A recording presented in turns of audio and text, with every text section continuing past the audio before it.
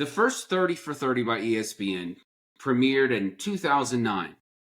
And ever since then, whether it be ESPN or it be Netflix or maybe even Hulu sometimes, they've been hitting us with some really good sports documentaries and some not so good. Some that not because the story wasn't interesting, but because they told the story terribly, terribly bad. But Netflix is doing something interesting now. And I want to bring this up because football season is about to start both in college and in the NFL. Could not come here fast enough. But this Netflix series, Quarterback, is very, very interesting. And here's why. We as fans go and we pay our money, we pay the subscriptions, we do the fantasy football, and we root for these men, and in the words of Jerry Seinfeld, because they wear a certain color lingerie. And we root for these men, and we also jeer at these men whenever they fail us. Or, of course, they failed us because we're the fans. We have just as much a stake in this as the Packers fans do owning the team. But this Quarterback series is interesting because it's not like 30 for 30, and it's not like Untold. But those series mainly, for the most part, tell the story in a way where you're like, whoa, that was shocking. I can't believe that happened. And then also, these are stories or athletes that are no longer playing anymore. We are being introduced to the actual current NFL quarterbacks and receivers, and we have the opportunity to fall in love with them from the comfort of our couch. Now, as fans, two things can exist at the same time. We can love these guys. You can love Kirk Cousins. You can have a whole new appreciation of Jared Goff. I know I do now. And then you could also still love Joe Burrow because no one's ever not liked Joe Burrow except the guys that maybe broke into his home. But the other side of being a fan is that we still have the opportunity to jeer at them, to cheer them on, because we are fans, and their job is on full display, and God knows they get paid enough money in order for them to withstand some criticism from time to time. Now, you can love them too, because you get to see who they really are. But as fans, again, let's not forget that these are people too. Okay? People are people, and they're out there doing the job. They get paid handsomely for it. And yes, they take the jabs. They get the accolades. Great. But we as fans have the opportunity and we have the right to like them or dislike them based on how we see them play a piano or cut down a Christmas tree. But we also have the right and the obligation to hold them accountable when they eventually do fail us. Guys, it is Thursday. Weekend's, I don't know, cuter cousin. This is Box Scores and Bourbon. Look at the box scores. Box Scores and Bourbon. We check each other's box scores and scores online. Baseball, box scores. So football, baseball, basketball, soccer, hockey. Box Scores and Bourbon. Yeah. All right, We're back. JB, welcome back. Love it. Welcome back to another great episode of Box Scores. Another and great Bourbon. episode. Guys, if you're watching, if you're listening, follow us, like us, subscribe. It means a whole lot to us, those of you who do listen to us. Yeah, let's get this thing rolling. Well, let's start on the right foot because last week I missed by a little bit. So we need to start on the right foot and cheers into the episode. Cheers. Everyone.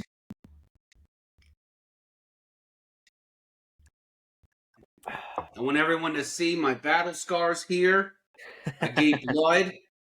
That's right. He's wounded. I worked a 9-hour day on 4 hours of sleep. And I gave blood. And now I wasn't going to drink, but you know what? I'm an American. I'm not a quitter. Okay? So I'm drinking and smoking right now. I mean, that'd be just such a foul episode of Box Scores and Bourbon without 2 glasses of bourbon being displayed for everyone to enjoy. How many and times have drink I with us. talked about dignity on this podcast, and I'm going to Yeah. sit there and say, oh, I got an ouchie from a pointy thing, and now I'm not going to drink. No, come on. Last time I checked, JB, you're a traditionalist. You stick to your traditions. And our tradition here is to drink a glass of bourbon as we roast and fight about sports. Yes. So let's do that. We need to fight some more. We're not dueling nearly enough. It seems. Are we hanging out too much? We're agreeing on a whole lot of conversations lately. I don't know. I feel like that Carly Pierce and Chris Stapleton song. We don't even fight anymore. Okay. What is it? Katy Perry, we fight and we make up? We fight, we break. I'll leave that up to someone else for you. And someone else for me as well. Yes. That's right. Yeah. All right.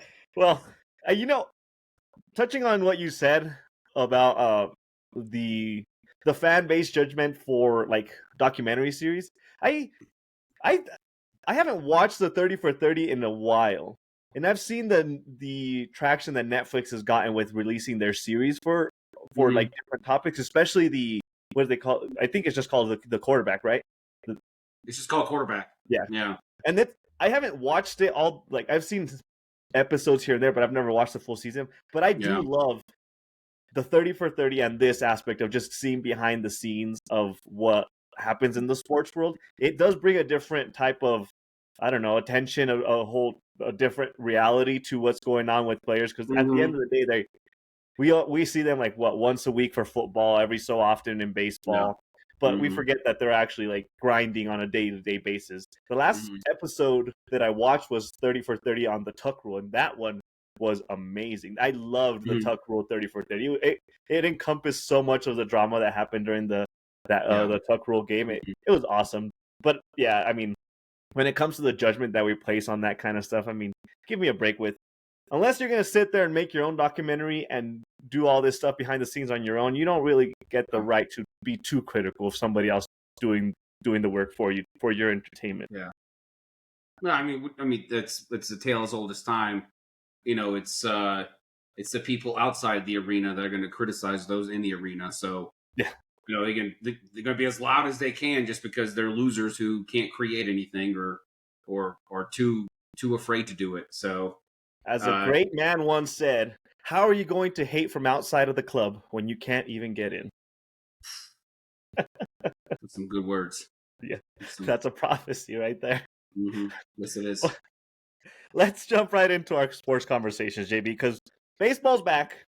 The All-Star break is over. Back again. We talked about where the standings were going into the quote-unquote second half, but we have some major developments.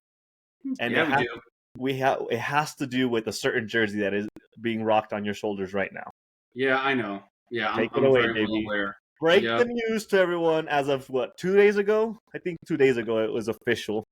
Yeah. Not only are the Cubs not in first place anymore, but they are in second place to the freaking Milwaukee Brewers. God, I hate them so much. They've lost 6 games in 5 weeks. That's it. 6 games. They're on fire. They're on fire. Yeah. And it's not like the Cubs were just booting it. I mean, they had I think the 4th or 5th best record in that same time frame. It's just the Brewers are going to brew and there's no stopping them. But yeah, not only are they second to the Brewers, but the Brewers also are tied for the best record in baseball. Screw them. Crazy. But much. I don't know. I did tell you last week, JB. I told you, watch out for the Brewers after I saw how they played the Dodgers, which is supposed to be the cream of the crop of Major League Baseball in the last 2 or 3 years. I had a feeling they had a little something going. Is it sustainable into September, October? Not too sure, but they're playing really good baseball. And for as good as the Cubs are playing and have been playing, I mean, it's like similar to what I said about the Blue Jays and the Yankees. Like, the Blue Jays took advantage of a little bit of a slip up that the Yankees have. And this slip up isn't as major as the Yankees have had, but the Brewers have taken advantage of the fact that the Cubs just haven't been as good in the last 10 games as they have. I mean, and you said the last 5 weeks are just a crazy stat to look at, that they've lost, what is it, 6 games? Mm-hmm. Yeah. Yeah, no, it's not even that this is it's not a powerhouse of an offense either. I mean, this is one of the weaker hitting teams in the league. And when I say weaker, I mean as in barrel rate and exit velocity. I think they're at the bottom. They're at the bottom of the league in home runs. They, as a team, they've hit 96. That's it. I think the Cubs have between Seiya, Tuck, and PCA, they've got 90. So or 85, somewhere around there. So I mean, it's just it's nuts. This is a whole team. But they are great on the base pass. And I mean, as a team, they've got a pretty decent on base percentage. But their team slugging is only 380. I mean, it's just it sucks when a team like that is doing so well, and all the underlying metrics say they shouldn't be doing this well. They should not be winning these games like they are. They should not be out hitting the Dodgers. They should not be sweeping the Dodgers for 6 games. It shouldn't be happening. But they are. Yet it is. And we'll see what happens. But they're just a sound team. They're scrappy. I hate it. They're a team from Milwaukee. That's the best compliment I can give them. They're a team from Milwaukee. They exist in Milwaukee. Yeah. And thanks for that. Yeah. I know I'm super critical of this next team that I want to talk about, but considering my clown take that I had at the beginning of the season, I'm going to take every advantage I can to be critical of them. The Detroit Tigers are 1-9 in their last 10 games, and they're on a 4-game losing streak. Now, I know. Yeah. Am I going to say wheels are falling off? No, but JB, is there some concern that you're seeing in their last 10 games or so? No, there's no concern there. I mean, they went into the break. They got swept by Seattle. Seattle's fighting for a spot. They still have a chance to actually win the AL West. Excuse me. And they just got Josh Naylor an hour ago from the Diamondbacks. So, oh, really? Yeah, and I got to tell you that Josh Naylor pickup is going to be sneaky good for Seattle, because Josh Naylor is a left-handed hitter, but he hits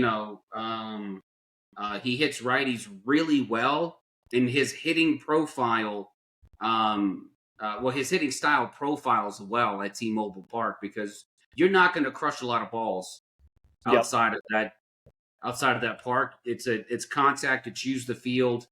And slugging was never really Josh Naylor's calling card. On base percentage is. So he uses the field. He knows that he's got 11 jacks. Most importantly for Seattle, he's got 19 two-baggers. So this is an opportunity for him to, improve the corners. One of the corners in that Seattle infield. Bringing in a cornerback. It's not a third baseman. Maybe they'll go out and get a third baseman still. I don't know. I know they were really trying to, upgrade from Ben Williamson, but Josh Naylor out there.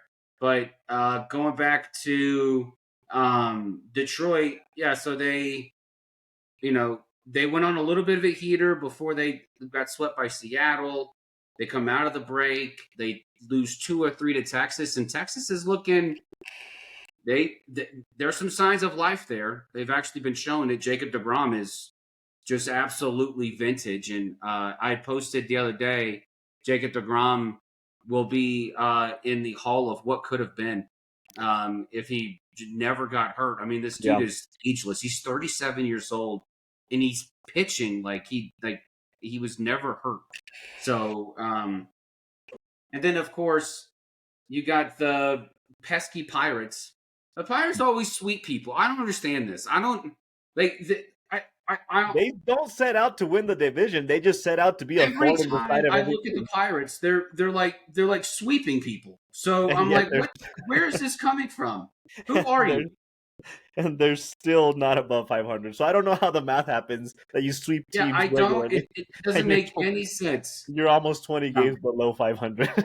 Yeah, it's just crazy because they swept the Mets, they swept the Cardinals, end of June, beginning July, and it was just it was nuts just what they were doing. And of course, Paul Skeens didn't get a win in any of those games because he came out in the fifth and then they scored in the seventh inning. So, but I'm not worried about Detroit. I mean, it's after the All-Star break. Everyone's just rusty, kind of just getting a little bit of a break. Tariq Skubal, still Tariq Skubal. Okay, no one's going to Tariq quite like Tariq does, and he's absolutely lighting it up. I don't have any issue at all. I mean, they have a comfortable lead right now. They still have an 8-game lead over the Indians. So, we're not Guardians, JB, you get roasted every time in the comments that you don't refuse. That's fine. That's fine. I'm okay with call it. him the Guardian. I'm okay with that. I don't. The more people tell me not to say it, I'm going to say it. So, if anyone, y'all just want to, support me in this, or don't support me, either way, I'm saying it. But no, like the Tigers are fine. They're not going anywhere. They, it's, if this is the AL West or God, the AL East, I'd be concerned. Yeah. But you're playing, the AL Central is just a bunch of defunct car manufacturers. The misfits Yeah, that should all be car dealer, used car dealers. Just empty. It's like the division of empty Ford factories. It's like, well, what's there? I mean, is anyone playing here? You know what? That's a. I love the comparison that I just thought of.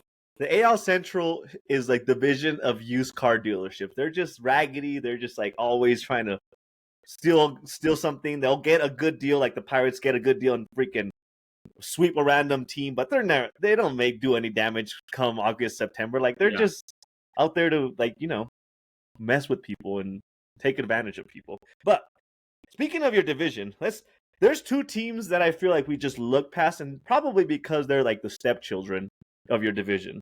Let's talk a little bit about Cincinnati and the St. Louis. Yeah, and the St. Louis Cardinals. Yeah. The St. Louis Fraudnals. Yeah. I just called them the St. Louis. I realized. De La Cruz with Cincinnati. What are your feelings with him in that team? So this is his third year there, right? Or is this his third year there? Mm-hmm. And they've done nothing to really booster that offense. They don't really bring in players. He's just like the flashy entertainment factor for that team. Mm-hmm. Should he? I don't know. Like, I know it's crazy that would never do this, but should it honestly be considered for them to trade him away to get some farm pieces? Like, what is the ideal situation for Cincinnati and him? I can tell you the ideal situation for Cincinnati in general is just to make the wild card. Cincinnati is not going to blow people away with trying to bring in a big name. I know there's reports out there that they'd like to reunite with Eugenio Suarez, his old, bringing the band back together. And but the Reds would be foolish to trade Ellie De La Cruz. I'll give the Reds this. They might suck, but they really like to keep the homegrown guys there. I mean, Joey Votto never won anything in Cincinnati, and he was there for near 2 decades. Well, like that. I mean, it's why? just. What the hell's the point? You're just. It's like the green pastures. You just put a great player out in the green pastures and say you can be the entertainment factor for a team that does nothing, and they just ride out into the sunset, just being really good, but never seeing a pennant or even getting close to a pennant. What? I mean, look. Okay, so Cincinnati's deal is, you can make fun of them. They're a lot like the Miami Marlins. They field 8 guys, and 7 of them are all second basemen. So, but they're all playing different positions. It's just it's a team full of infielders being thrust, out into left, center, first, third, whatever. Mm-hmm. The big thing with Cincinnati is that they're very unlucky when it comes to health. I mean, that not all of their young guys are healthy at the same time. You go to the pitching side. I believe. Let's see. I'm looking. I know Nick Lodolo just threw a shutout. His first career game shutout. I mean, and look, this is what the rotation's supposed to be: Hunter Green, Brady Singer, Nick Martinez, Nick Lodolo, Andrew Abbott. I mean, 3 of those guys just throw nasty heat. Nasty heat. And Hunter Green's been one of the, he's one of those guys that's like, is he actually ever going to break out? And the one thing Cincinnati, the infrastructure there, I don't know what it is, but Hunter Green's got nasty pitches, but it just hasn't equaled, the really big flashiness. I mean, he's starting to get there now. I mean, he's got a 2.7 ERA. He's got 73 Ks in 59 innings. So you're starting to see that. But he's hurt again, and this can't really be sustained. Andrew Abbott is one of those guys that, I mean, give it a year or two. I mean, he can headline, a half of the league's rotations. So they have pitching. It's just they can't stay healthy. When they are healthy, they don't click. But they do just enough to be pesky, to stay in the race. And, like I said, Cincinnati, Tito knows that Cincinnati's not going to win the division. That's not going to happen. Tito's looking at this and saying, hey, well, we can absolutely make a wild card here. And can they, though?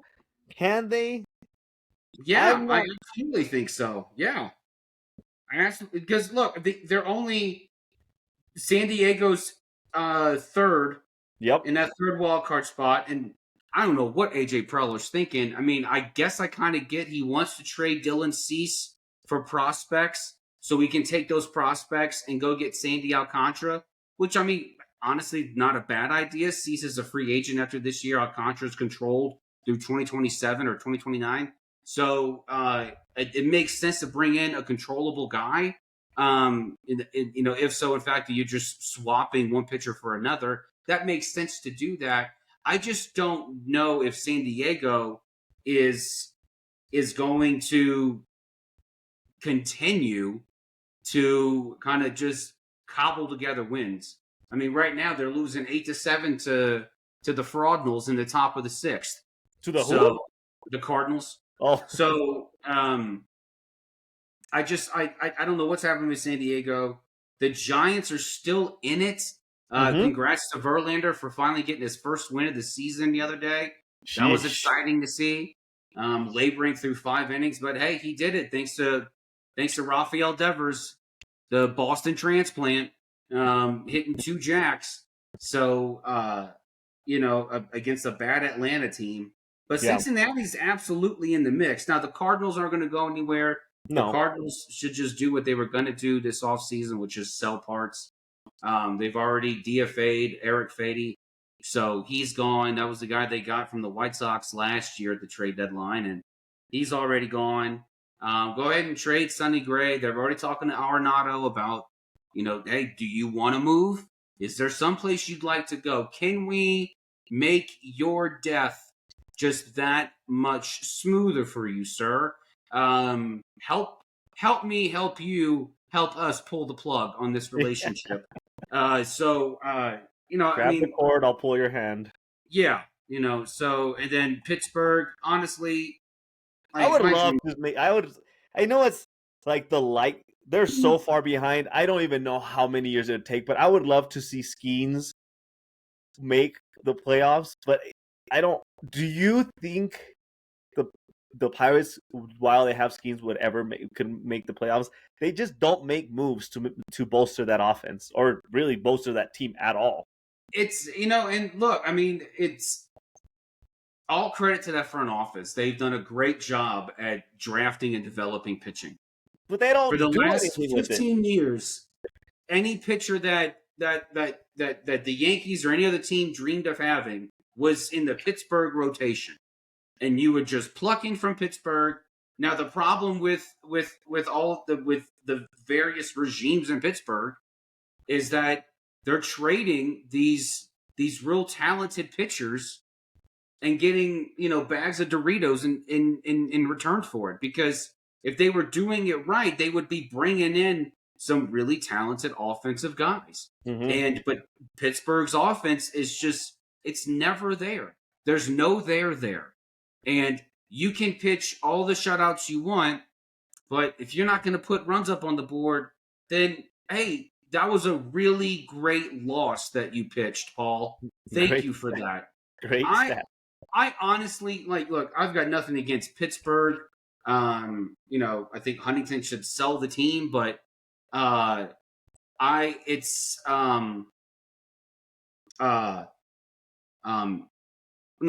Huntington. It's Nutting. Is Nutting his name? I think Nutting's his name. Oh. But at any rate, they should trade Paul Skeens. I kind of wish they would. I know it is. If that proposal was ever on the board from any team, and honestly, even if I'm the Cubs, I'm asking, hey, what do you want for Paul Skeens? Let me know. Let me just put it out there. Let me put it out there. What do you want for Paul Skeens? And at least ask the question. And I know they're going to sit there and say, oh, no, we're not trading Paul Skeens. But, man, if you can, again, another deal, another proposed deal where they would trade away the star pitcher, and then what are you going to get in return? So are you going to get something that matters? But if you're, the team you're talking to is good at developing not just good hitters, developing solid defense, developing solid power, and then also beginning to turn the tide in developing young pitchers, which they have not done historically well, and in Chicago. So if you're looking at the product of or the prospect of maybe trading Paul Skeens, I mean, look at what the Nationals got for trading Juan Soto. Yep. Half of that. I mean, there's 4 guys right now. What 3 or 4? So that are out there on Washington's roster, just killing it on any given night. Because they traded away 2.5 years of a generational hitter. Yeah. So I don't know. I know the asking price would be astronomical. But he's an astronomical. But it's Paul Skeens. Yeah, he's pitching like this for a bad team. Imagine Paul Skeens on a competent team. Yeah. Imagine Paul Skeens on a team that could score 2 runs on a regular basis. Okay. Honestly, it breaks my. I love the idea of homegrown talent staying on a squad for their whole career, but it breaks my heart not being able to see what could be. Yeah, I think that's the mantra of like Cincinnati and Pittsburgh. It's the teams of what could have been, because they, like you said, they keep their talent because it's good talent, but they just let it rot away, and then they retire as really good players for that team that get all the accolades, but never got a taste of what real winning looks like. It's just, it's stressful at the very least to see that type of talent go to waste. And I know maybe it's a little bit of a hyperbole, a little dramatic to say that Paul Skeens' talent is going to waste. He's on year 2, like he still has a long career ahead of him.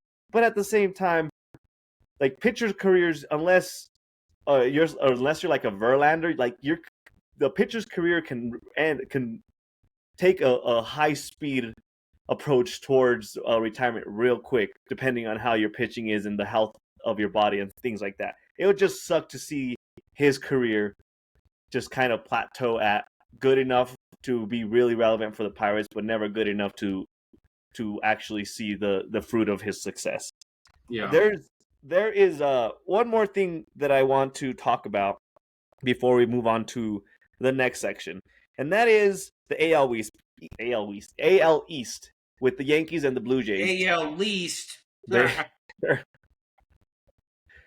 Yankees are 4.5 games behind the Blue Jays right now. Yeah, but they finally beat them. Sure, they beat them, but they're still 4.5 games behind the Blue Jays, and the Blue Jays don't seem like they're kind of like slowing down from the little streak that they got before the All-Star break. Yeah. I want a number from you because I am starting to feel a little bit of the weary side. At a 4.5 games behind the Blue Jays, it doesn't seem like an insurmountable amount. But if the Blue Jays keep playing like they're playing, it could very easily be an insurmountable lead to make up. What's the number that you would give of games behind for the Yankees before we're concerned about them having a real chance to win the division? Let me see here. I'm looking at the schedules for both. That's going to give me a good idea. Okay.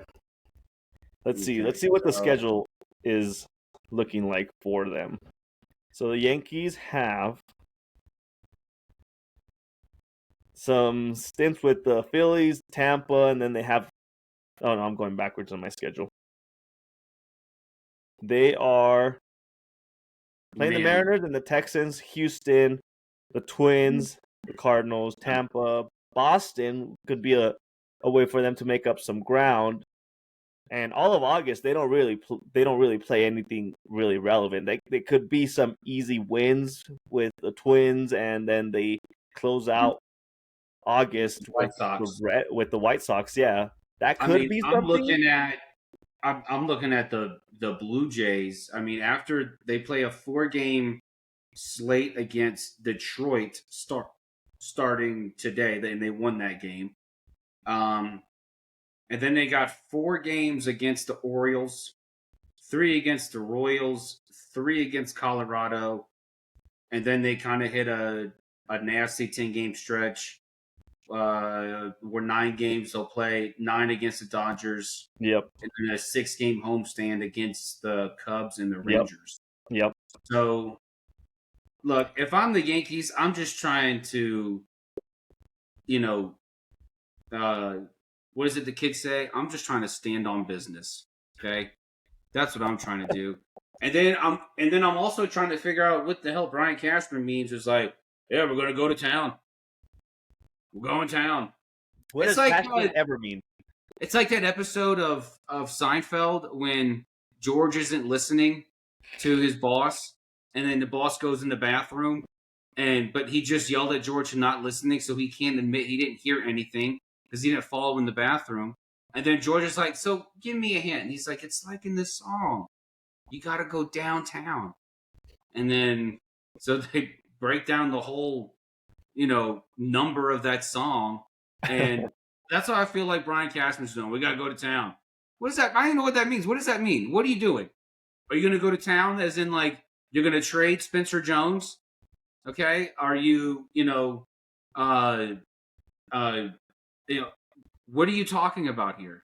Yeah. What do you mean? Like, I don't know what you mean by any of these words. He gives very much the Jerry Jones one-liners when it comes to like his press conferences and his interviews. He gives you this like, oh, I think I'm being very clever with what I'm about to tell you, and every reporter is like, what the hell does that even mean? Like if Cashman and Jerry Jones switch personalities or switch bodies or switch what teams are running, nobody would notice the difference in the way they run their team or in the way that they talk to the press, because they just spit out a bunch of gibberish and nobody can ever figure out what the hell's going on with them. Yeah. So the Yankees just need to handle their own business because, like it or not,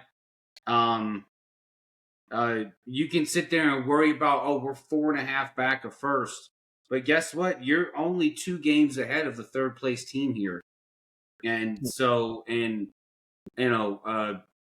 Boston doesn't look like they're going to be, they're teetering. I mean, really the only team in this division that's been really playing steadily well is Toronto, but they've been doing that for 2 months now. Yeah. So, I mean, how you feel about the Blue Jays is how I feel about the Brewers. They're just playing too well. They need to stop. They need to stop. Slow down. Slow down. Our team is trying to be competitive. So they play a 2-game stint, the Yankees and the Blue Jays, like September 8th, September 9th, 2 games. To me, they'd have to be within like 2-3 games going into that series to really feel confident about where they're standing in the division. 3 games.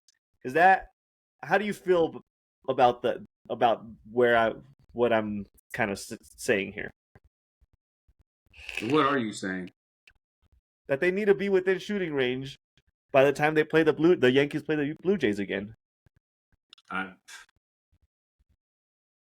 mean, again, they can't control that. I mean, like, sure they can.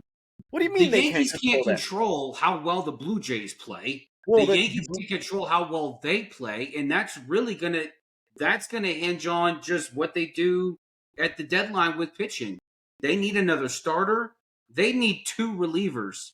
I mean, they honest to goodness. And you know what? Maybe you put, maybe send Volpe down to AAA. What? Maybe go bring in another shortstop. I don't know. Maybe get his head right. So I know he has been the reason for a lot of defensive yuckiness. I know he's got flashes of brilliance, but I mean, what is he? He's still only 22 years old. Yep. So no, he's what? He's 24. Okay. But it's just, when your pitching is as bad as it is, and you're going out there and you're having a 962 fielding percentage, that's not good. That's not good at all. So, and he's actually he's fielding lower than he did last season and the year before that. So he's going to easily surpass his mark for errors. He's already got 13. His high mark is 17 from 2 years ago. So he's young. He's going to get it, but honestly, he as much flack as Yankee fans want to give Volpe, and for him being the reason why the Yankees are what they are, you're just wrong. Okay, that's like saying I'm driving a box car. The engine keeps going out, but you know what is really bugging me? It's this seatbelt. It's not clicking right. It's just not clicking. It just comes undone sometimes when I'm driving. But sometimes the car doesn't run because the engine's out. Like, stop. Like, don't. It's easy to nitpick the little things that are near you and that you can hit and punch.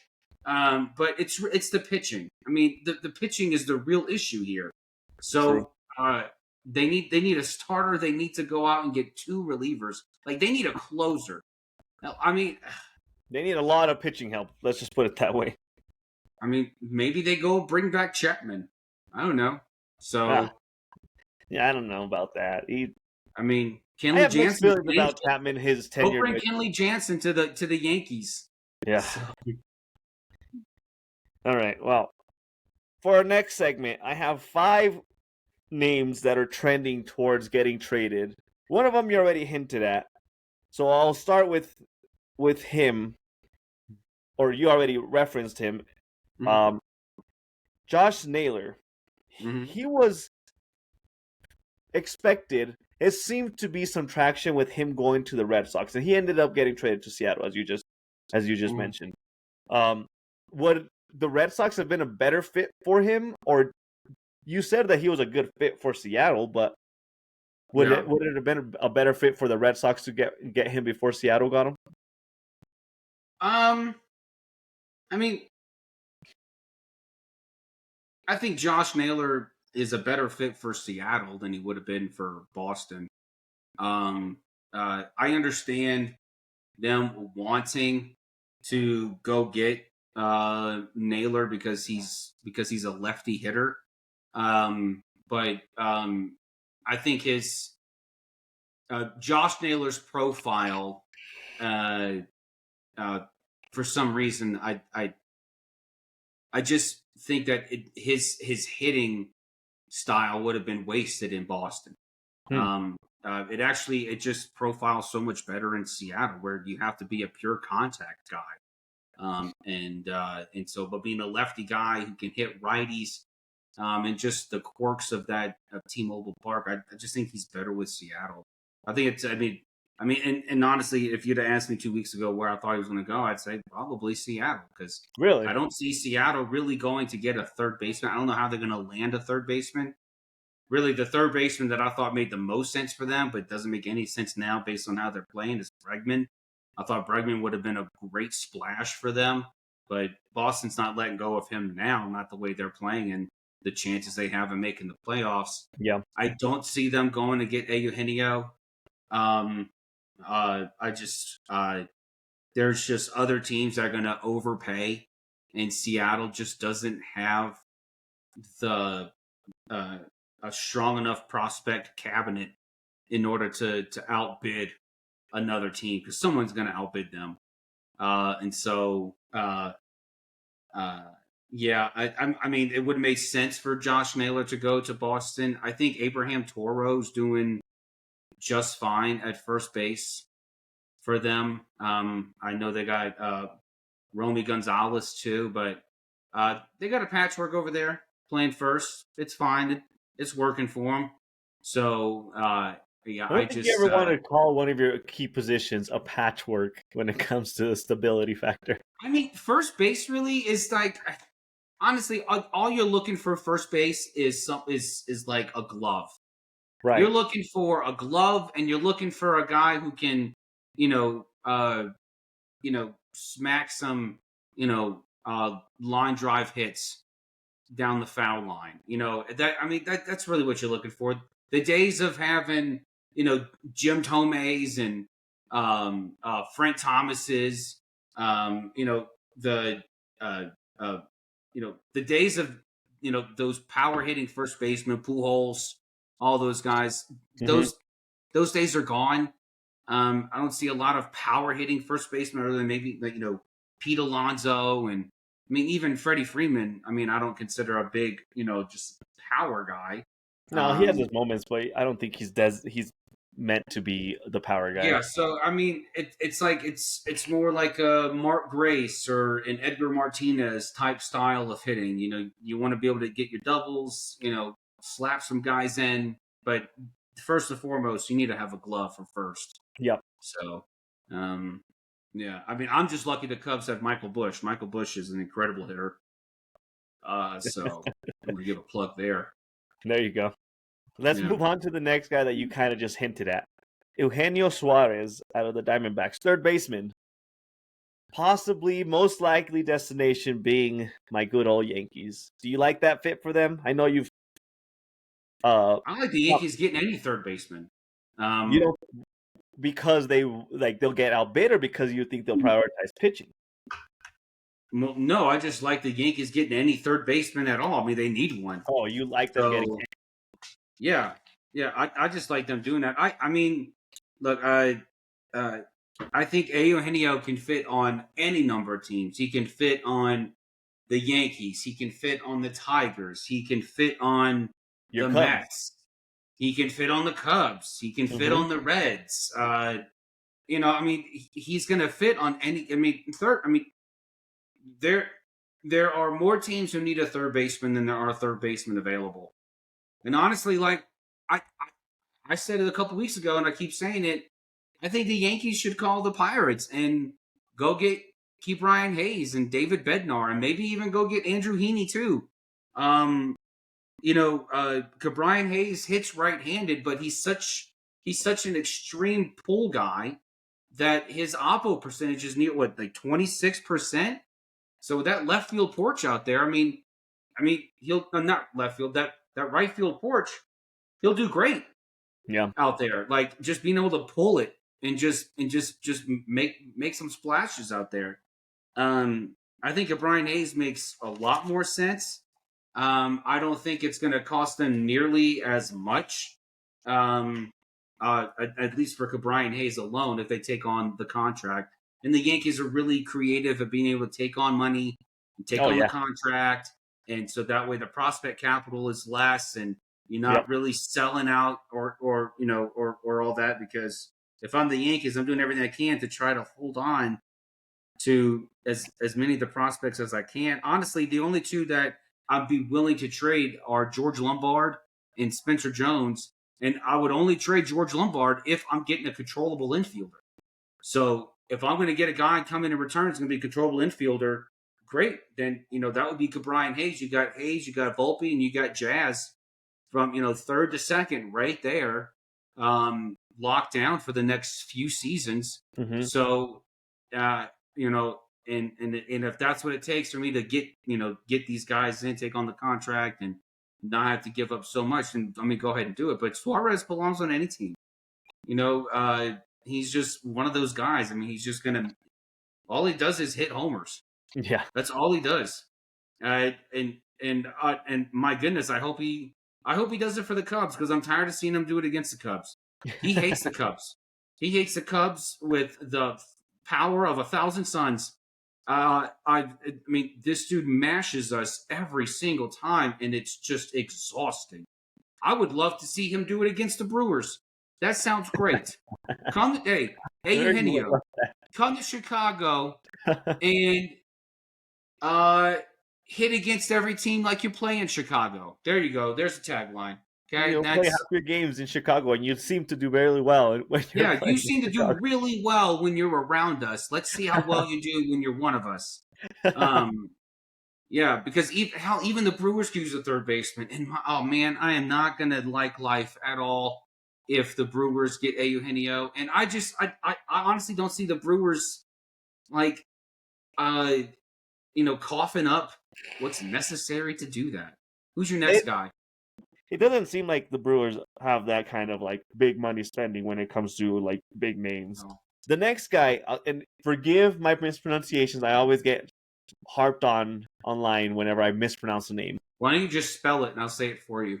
Dylan Cease. Is it Cease? Oh, you did fantastic. Yeah, Dylan Cease. Yes. Cease, not Sice. Yeah. Cease. Starting pitcher for the Padres. So my question is, here's the question. Better fit for the Cubs or better fit for the Yankees? Honestly, I think he's a better fit for the Yankees, and not because he wouldn't fit on the Cubs, but because of what the Cubs are looking for. The Cubs are looking for guys who are controllable beyond this year, and now the rumor is out there that Preller wants to trade Dylan Cease for prospects and use those prospects to go get Sandy Alcantara. Well, Sandy Alcantara is controllable, for the next few seasons. Why would I give up prospect capital that I know would be good enough?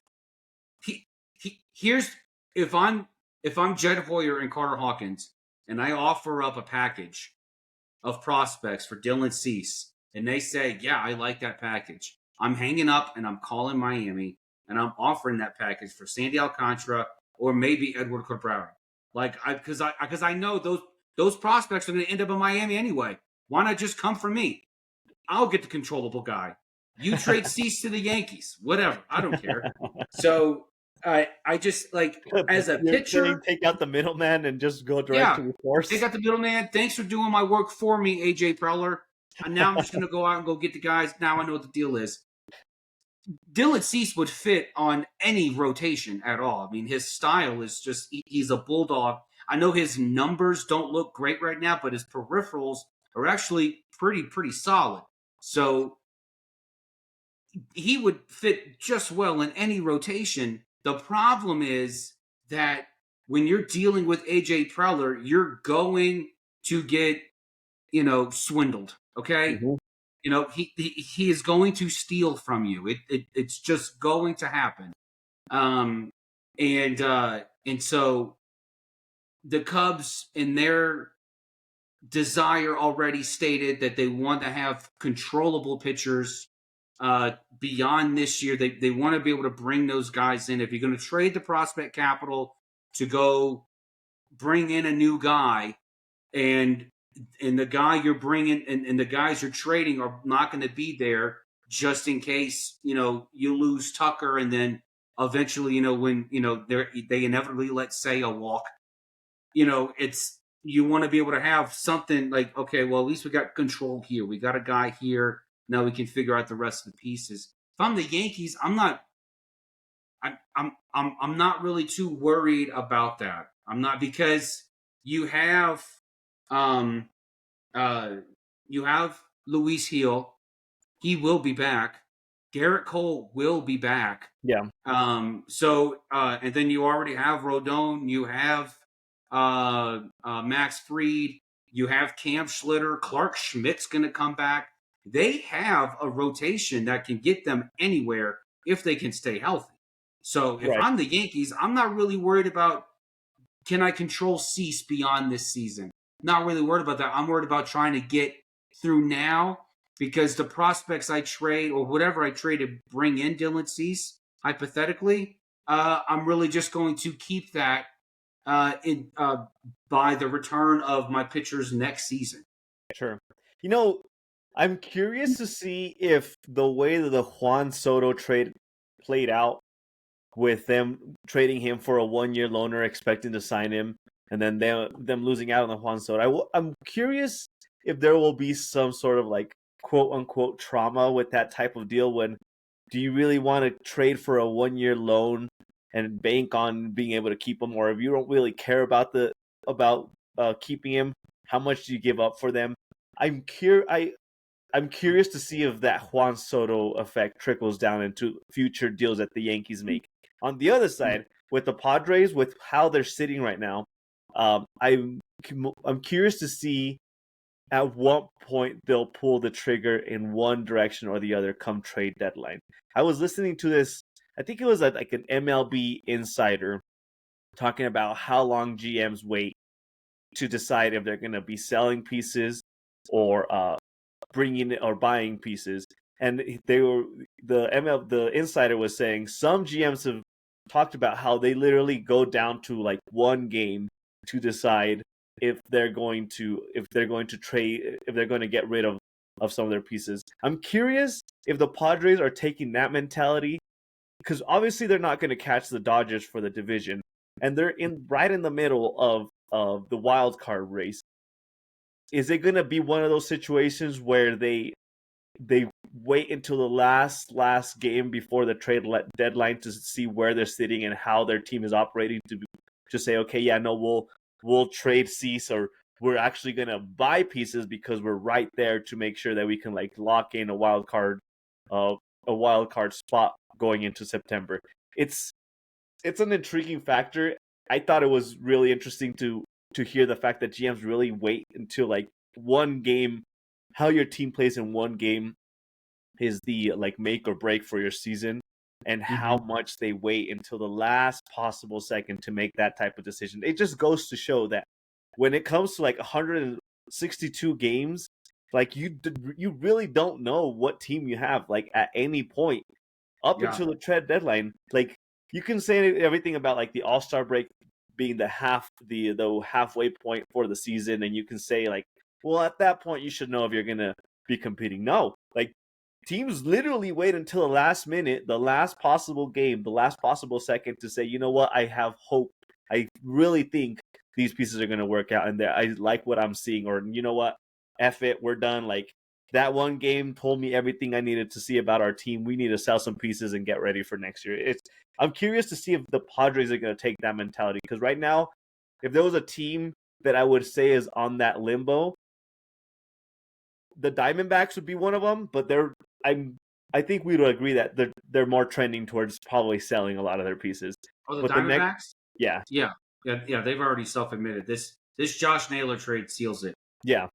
So besides the Diamondbacks, I feel like the next team that is on that like drop of water on the pendulum or drop of water on the scale will be the Padres for just like how much they blow their team up and how much they retain their pieces. Because I'm trying to think back. I feel like the Padres, for the most part, in the most recent years, like the last 2 or 3 years, they don't take a strong stance towards buying pieces or selling pieces. They like ride it out up until September, until the season closes, because most of the time they end up landing a wild card spot. I feel like this is going to be one of those years where they're going to possibly have a deciding factor, and they're going to go completely one way as far as buying pieces, or completely the other way, and just sell a lot of their pieces, because they're going. It's almost like they're going through a track of mud, and they're just constantly doing the same thing. They push the Dodgers to 7 games, but they can never get past that hump. I feel like this is going to be one of those seasons, one of those trade deadlines where, like, you know what, like, okay, we see where we are. This is not what we have now is not what we need to be competitive in the next 3-5 years or whatever their timeline is for success within that organization. Yeah, no, I mean, I agree with you to an extent. I think AJ Preller is one of the most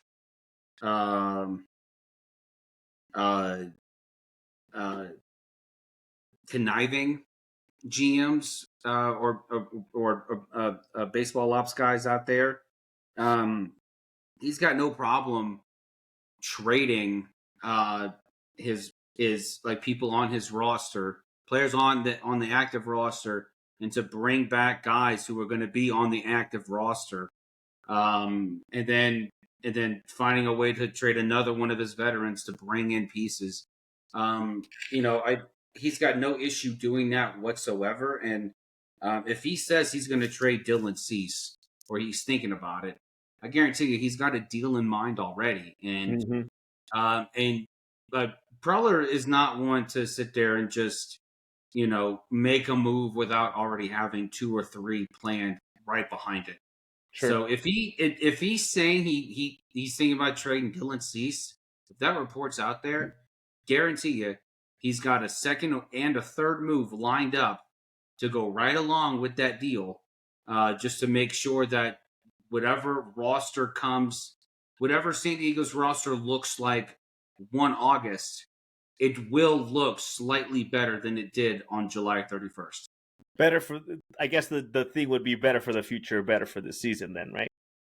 Yeah, I mean, and AJ Preller's not really worried about, he's one of those like Dave Dombrowski types. He's willing to, trade all his prospects for a guy that he think is, gonna finally get him his ring. The only difference is that now Preller's thinking like a guy who wants to keep his job but still have success beyond this season, especially if he is thinking about trying to bring in some controllable guys by trading his contract year guys, which, genius. Yeah. It's genius. I mean, like, you know what? Awesome. Yankees, what? You want Dylan Cease? Cool. All right. Thank you. Have a good night. Let me call Miami now and get this squared away. Like, it's genius. It'll be what's the gas station guy's name from The Simpsons? Thank you. Come again. Just come make another. Yeah. Thank you. He'll have that mantra, just like, thanks. Come again. Come again. Yeah. I have two last names, and now the question will be for them: which one makes more sense? So Joe Ryan from the Twins to the Dodgers, or Mitch Keller of the Pirates to the Braves. I have a feeling you're gonna lean more towards the Dodgers because you're not too sold on how the Braves look and where they're standing right now. So if I had to guess, you would say the Braves shouldn't probably be buying pieces right now. Yeah, I don't, and I'm going to say Joe Ryan to the Dodgers only because I don't see any multiverse where the the Braves are going to trade, prospect capital in order to bring in a pitcher he's had decent numbers in the past. He's been pitching really well lately. His last 7 or 8 starts. He's got a contract, I believe, is backloaded. Where they're going to pay him even more money toward the end of the deal, but you're not really sure what you're going to get from him. And the Braves, they're terrible. If the Braves were in the playoff picture and their rotation was in shambles as it is now, but they still had a very likely shot. Yeah, absolutely, I could see that. Mm-hmm. But just how they're playing now, they've got other guys that they can deal. I think it's time for the Braves to really just think about maybe just trying to trade some of their veterans right now. Try to figure that out. But if the choices are Keller to the Braves or Ryan to the Dodgers, I hate both. But I would hate it if Joe Ryan went and pitched for the Dodgers. Yeah. Because then he's just automatically going to get hurt. And, I feel bad when players get hurt.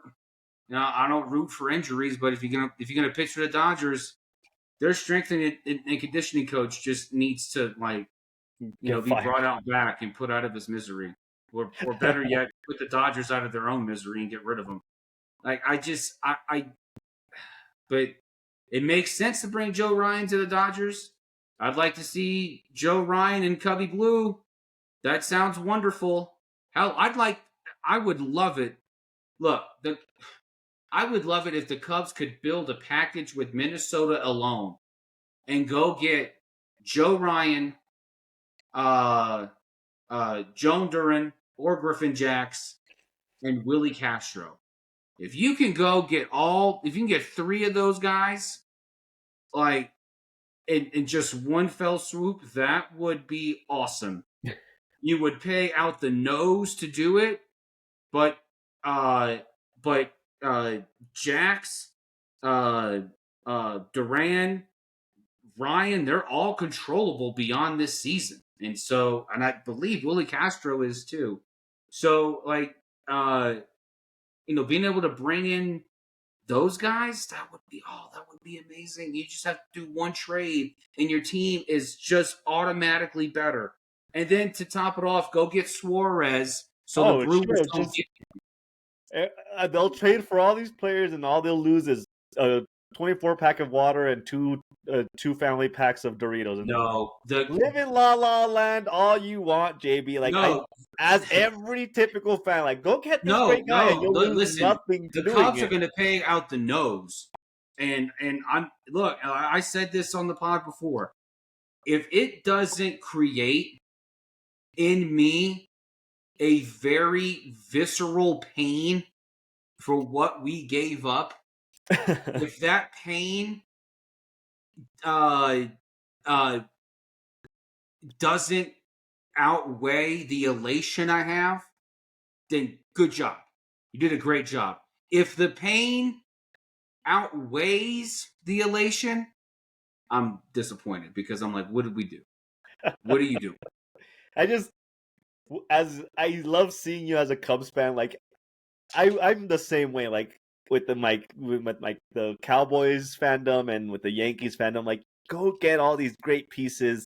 I'm sure you'll figure out the trade deals, and we'll just get all these great pieces, and you'll just be amazing, and you'll pull a mafia deal, and you'll get all these pieces, and you'll lose nothing out of it. That's called being living in La La Land, JB. You can't get every single piece that's in for your team. It's absolutely not going to happen. There's no way in God's green earth is this even going to happen. Because it doesn't benefit Minnesota to trade all these guys to one team. No, of course not. You can bring in if you can trade each one of them to different teams. and you'll get more triple pieces. your prospect return. Yeah, just by mere fact of more teams. Then yeah, absolutely you do it. I mean, if I'm Minnesota, I'm not trading all of them in one team. You're crazy. I can get more, but just selling them piecemeal, not just in one package. And they don't need to trade them in one package. Every single one of those guys is great on their own. Yep. So there's no bad contract. There's no like, oh well, he's dragging us down. No, they're all really good in their own right. Mm-hmm. So it'd be absolutely stupid of Minnesota to say, oh, all four? Are you on all four? Okay, Sure. cool. Just give us a little extra here and there. No, I'm trading all of these in separate deals. That's it. I had to go fish you and get my lure out to bring you back to reality, but I'm glad you got there. I was never out there. I'm still here. I don't know, JB. You were a little like inhaling some helium. You're starting to float into the clouds, thinking everything was fine and dandy. Someone's going to give me the choice of that to happen. Oh, I'm sure. Yeah, I'm sure you would love for all the good pieces. I got an argument with somebody on Twitter. They were like, "Hey, what would you think about the Cubs going to get Paul Skeens?" I said, "I think that'd be fantastic." Yeah, every team would want. And then some guy said, "You're nuts if you think that that's even prudent." I said, "I never even came up with a package. I never even said it was probable. I'm just saying, yeah, in a perfect world, you want to give us Paul Skeens? Okay. Yep. Why wouldn't you want Paul Skeens? Every team would love to trade for Paul Skeens, and if they why wouldn't you want Paul Skeens? Yeah, like every team, like yeah, sure. It'd be like the Luka trade, where you traded Luka to the Lakers, and you gave up nothing. But Anthony Davis, like, yeah, we would have taken that deal. We would have easily taken that deal. Every team would sign up to trade for Paul Skeens. That's I don't understand. You got into your arguments in Twitter, and people just like go one way, but like, how dare you think of something so? It's like, yeah, you asked me if I would love it. Of course, I would love it. The Yankees would love it too. They would love to have Paul Skeens too. That is whatever. Okay, so we're done with that segment. I have two storylines for you. One to round out baseball, and one to bring in the next sport that is a brewing in the fall. So let's start with the baseball storyline. Okay. And this has to do with my my good old Yankees. During the stint against the Braves over the weekend, Jazz Chisholm was quote unquote hinting at the pitches that were coming to the Yankees batters. And there was some drama, words being exchanged with the Braves manager, and supposedly, allegedly, the Braves manager was hinting at the fact that if he kept it up, they were gonna go for hitting him. So my question to you on this storyline, JB, do you feel like the league should be more stringent on those type of like interactions when it comes to the sport? I know you love the drama of like being gnarly and aggressive when you're playing a game, but that type of interaction, he was like on third base, and the Braves manager is yelling at him all the way across. Like, to me, that type of interaction just doesn't sit well, especially if what was rumored to be the interaction is true. Like, I feel like it should have been a quick, like, maybe not an ejection, but like the umpire should have stepped in faster to kind of cut that out. So again, my question to you is, do you support or how do you feel about the interactions that tend to regularly happen between the bullpen and the pits and the players on the field? Well, for one, none of this happens if Eddie Perez just shuts his mouth and remembers he's not playing ball. Okay, you're a coach, all right,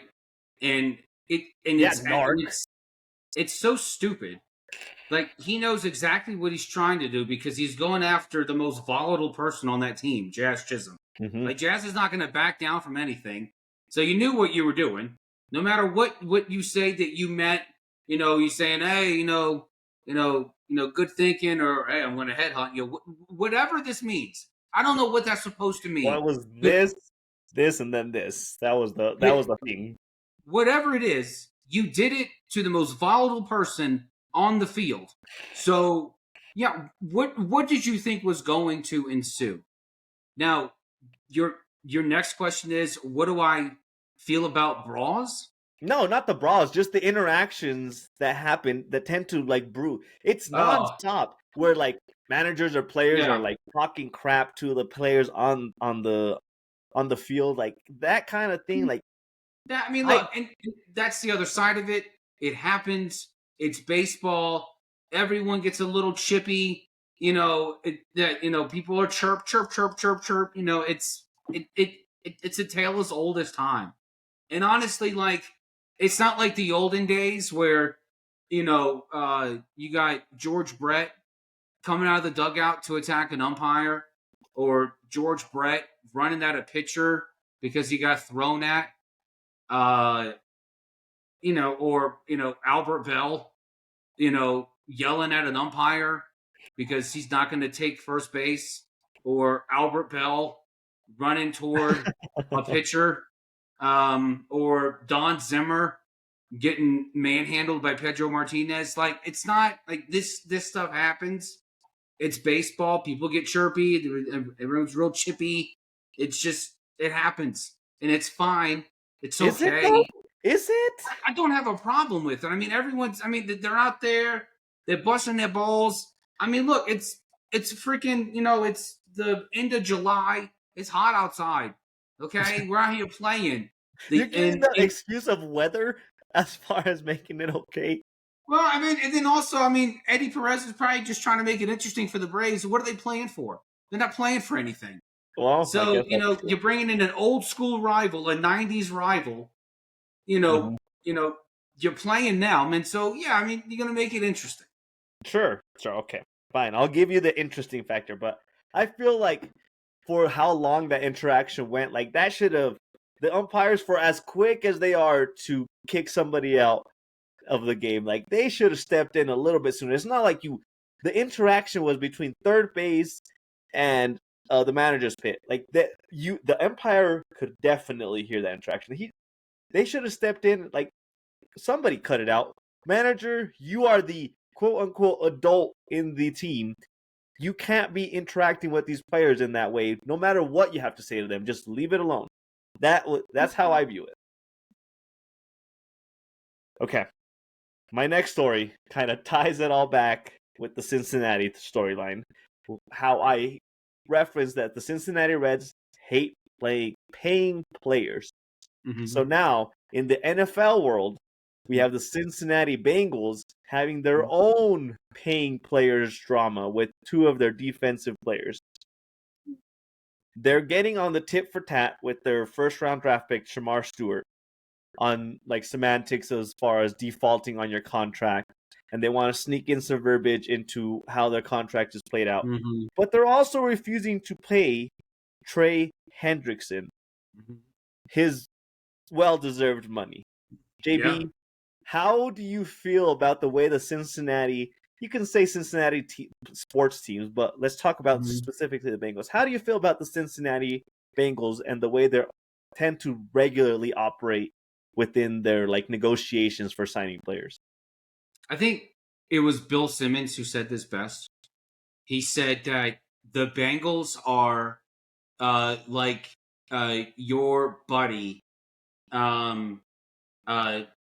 spending $170 to draft 3 players and then using $1 to fill out the rest of your roster. And and it makes so much sense because you can't give your quarterback top money. You can't give your receiver top money. You got T. Higgins on a steal. And then now all of a sudden you're going to be cheap. What? This Bengals defense is so bad. Mm-hmm. And the fact that you are messing with not only your all-pro on the defensive side last year, but you're messing with your future star, Shamar Stewart, by not just giving him a regular contract. Like, it's not like your offense was the problem and then you fixed it by buying players. No, your defense has always been the problem. Mm-hmm. It's still a problem. Joe Burrow had statistically, arguably one of the greatest statistical seasons of a quarterback in NFL history last year. They won a 5-game win streak to end the season, and if it wasn't for the damn Chiefs resting everybody against Denver, Cincinnati probably makes it to the playoffs and gets bounced in the first round because the defense would have blew it. Yeah. Look, this defense is just so bad. Why are you messing with it? And if I'm Trey Hendrickson, I'm thinking, look, y'all need me. I'm like, what are you going to do? Like, your defense looked that bad with me on the team, and I was producing. What is it going to look like if I'm not there? And so I think the last report was, I think Shefty said that Hendrickson, his camp had countered with, or the Cincinnati offered him a 26 or 28 million a year. Trey wants 35 million a year. Okay, fine. But the other part of it too is the Bengals only want to guarantee 1 year. Yeah. Trey wants a 3-year guarantee. No problem. That should be a no-brainer. Trey's not slowing down. No. Like, give Trey his money. Stop these stupid games with the Shamar contract. It makes no effing sense at all. I swear, the Cincinnati Bengals, they just love to screw themselves. Yep. Man, they tire themselves out more than a one-legged man in an ass-kicking competition. I mean, this is like, they have, right, it's just, they're so exhausting. Yeah. What are you doing? Yeah. What on earth are you doing? Yep. Yeah, the thing about that whole negotiation process is like, okay, you paid Joe Burrow his money, well-deserved money. He took you to a Super Bowl, lost by a play or two in that Super Bowl. Like, okay, that's well-deserved. The sticking factor that I have is on the wide receiver side. You're paying $70 million between your wide receiver 1 and your wide receiver 2. Can I just say, like you said, the Bengals offense was not the problem. I'm sure you can find a wide receiver 2 that's not T. Higgins that's a little bit cheaper. Your defense was the problem all last year. If it wasn't for your defense, if it wasn't for the fact that your defense couldn't stop a nosebleed, you guys would have made the playoffs, and very likely Joe Burrow would have been at least in the conversation to win MVP last year. Why not say, okay, we can draft a wide receiver. Like, we don't need a wide receiver 1. You go get your money somewhere else. We are going to invest into our defense because that is the blaring issue that we have on our team. And then they're just the fact that they're like, no, we paid all this money for our offense. We can't afford to pay our defense. You pay Joe Burrow the money that you gave him because you expect the quarterback to elevate everybody on the offense, because Joe Burrow can elevate everybody on the offense and make your offense better. Focus your funds, your salary on the defensive side, because that was such a bad issue. And this year's not making it any better. And with the whole rookie contract stuff that is going on, like the collective bargaining agreement for rookies is pretty plain. It's pretty cut and dry when it comes to how the deals should work out.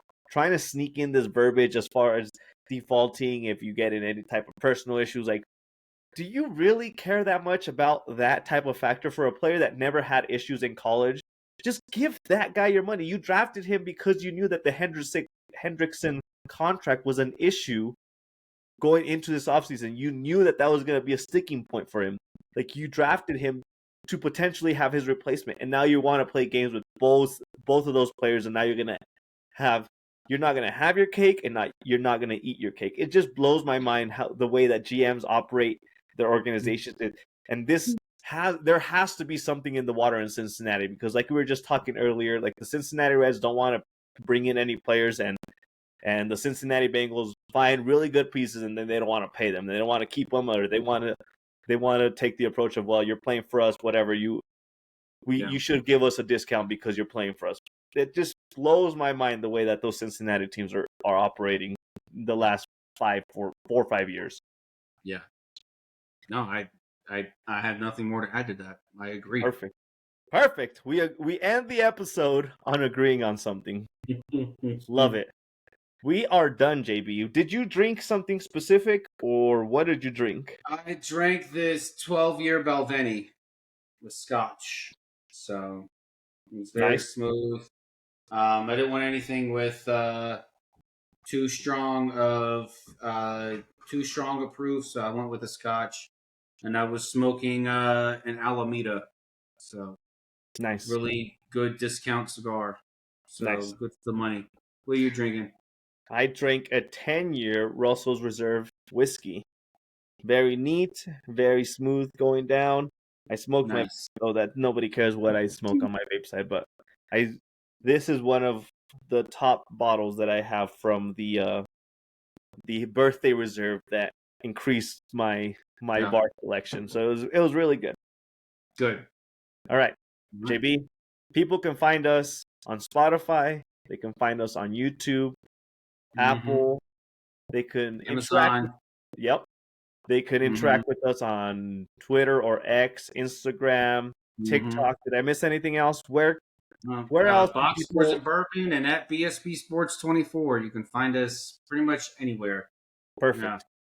Yeah. Interact with us. Give us content ideas if you want to hear about a certain sports conversation. If you want us to dive into some take that you had on X or Twitter, let us know. We will analyze the crap out of it. And until that happens, we will see you at the MLB trade deadline next week.